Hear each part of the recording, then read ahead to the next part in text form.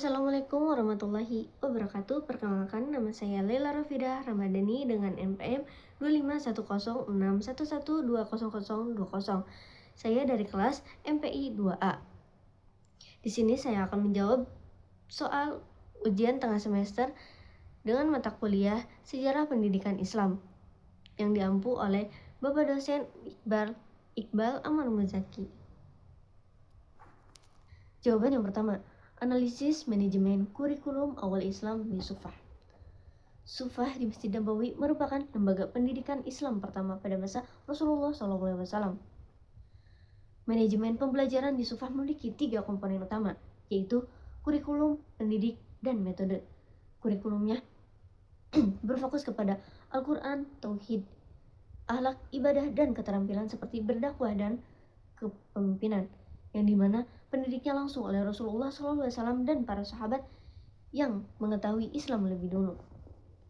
Metode pembelajarannya menggunakan ceramah, berdiskusi, hafalan Quran, keteladanan, praktek langsung, dan pembiasaan hidup sederhana dan disiplin.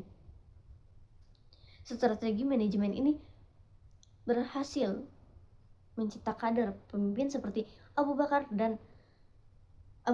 Salman Al-Farisi, dan lain dalam waktu yang sangat singkat, karena metode ini berfokus kepada pembentukan karakter, ilmu, dan praktek langsung dalam kehidupan. Jawaban nomor kedua, kepemimpinan Rasulullah SAW di Madinah dan nilai manajemen Piagam Madinah. Dalam Piagam Madinah, Rasulullah SAW dapat memimpin masyarakat yang beragam agama dan juga suku. Nilai-nilai manajemen yang dapat kita ambil adalah keadilan, keadilan, musyawarah, transparansi, dan toleransi. Keadilan, masyarakat harus mendapatkan perlakuan yang sama di depan hukum. Musyawarah, keputusan penting yang diambil dari diskusi bersama. Transparansi, hukuman atau aturan yang ditulis secara jelas dalam Piagam Madinah. Toleransi, setiap agama berhak bebas menjalankan ibadahnya masing-masing. Nilai-nilai ini sangat relevan diterapkan dalam manajemen lembaga pendidikan modern, terutama dalam pengelolaan sekolah atau pesantren, yang dimana memiliki banyak latar belakang seperti siswa dan guru. Jawaban nomor ketiga, manajemen kebijakan pendidikan kodifikasi Al-Quran pada masa Utsman. Kodifikasi Al-Quran pada masa Utsman merupakan kebijakan strategi dalam manajemen pendidikan Islam. Tantangan yang dihadapinya perbedaan dialek Al-Quran yang semakin meluas di berbagai wilayah, serta kekhawatiran akan terjadinya perbedaan mushaf. Jika dari sisi organisasi, tantangannya yaitu mengumpulkan naskah, menyatukan bacaan, serta mendistribusikan mushaf standar. Tapi jika dilihat dari sisi spiritualnya, yaitu tantangannya menjaga kemurnian al-wahyu. Dampak jangka panjang strategi ini sangat besar, sampai terciptanya standarisasi mushaf Al-Quran, keseragaman kurikulum pendidikan Al-Quran di seluruh dunia Islam, serta menjaga keaslian Al-Quran hingga saat ini. Jawaban nomor keempat, inovasi sistem tata kelola pada masa Umar bin Khattab. Khalifah Umar bin Khattab dikenal sebagai pelopor administrasi pemerintahan modern dalam Islam. Ia menetapkan sistem gaji untuk para guru dan pegawai, membuat sistem pencatatan administrasi, membangun kota dan infrastruktur, serta mengatur sistem keadilan dan keuangan negara. Gaya kepemimpinan juga sangat tegas, adil, disiplin, dan mementingkan kesejahteraan rakyat. Transformasi yang dilakukan Sayyidina Umar ini mengubah sistem pemerintahan dari sistem kesukuan hingga menjadi sistem administrasi negara yang terstruktur dan terorganisir, yang dimana sehingga pemerintahan dan pendidikan ini dapat berjalan secara efektif. Dan jawaban nomor kelima, pergeseran paradigma manajemen pendidikan pada masa dinasti Umayyah. Pada masa Rasulullah SAW, pendidikan bersifat populis atau terbuka untuk semua orang dan berpusat di masjid. Tapi pada masa dinasti Umayyah, pendidikan bergeser ke istana dan lebih banyak diakses oleh kalangan elit politik dan ekonomi. Di sini ada dampak positif dan negatifnya. Dampak positifnya, munculnya pendidikan khusus untuk pejabat dan administrator negara, yang dimana kualitas birokrasinya meningkat. Nah, di sini dampak negatifnya, pendidikan tidak merata.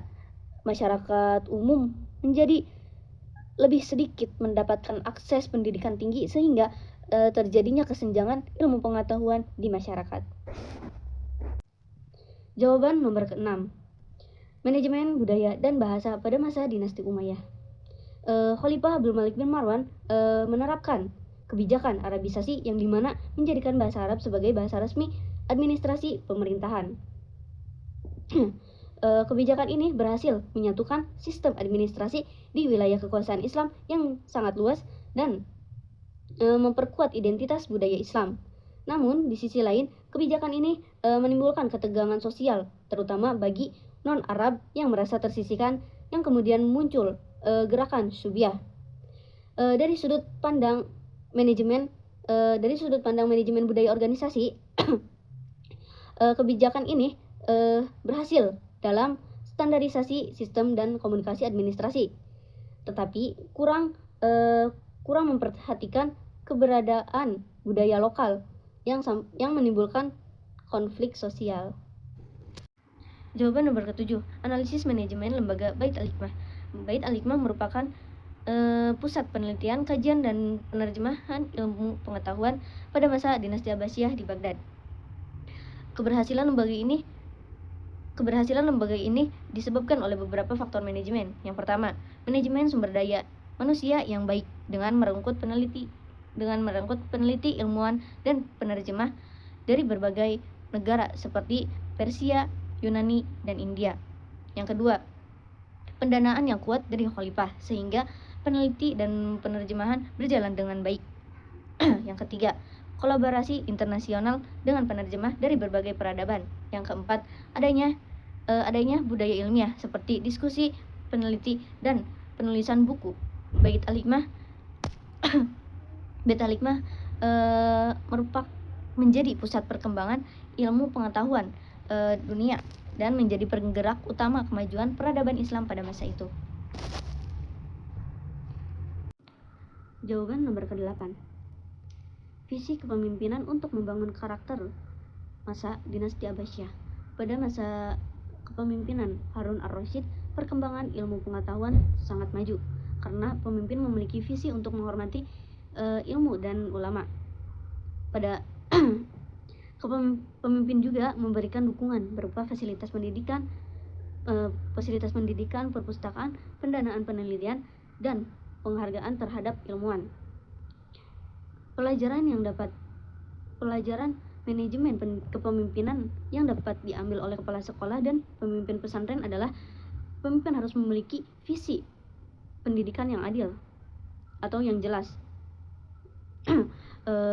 mendukung budaya membaca dan tulis, memberikan sarana pendidikan yang baik, menghormati guru dan ilmuwan, serta membangun lingkungan pendidikan yang berorientasi pada mutu dan karakter.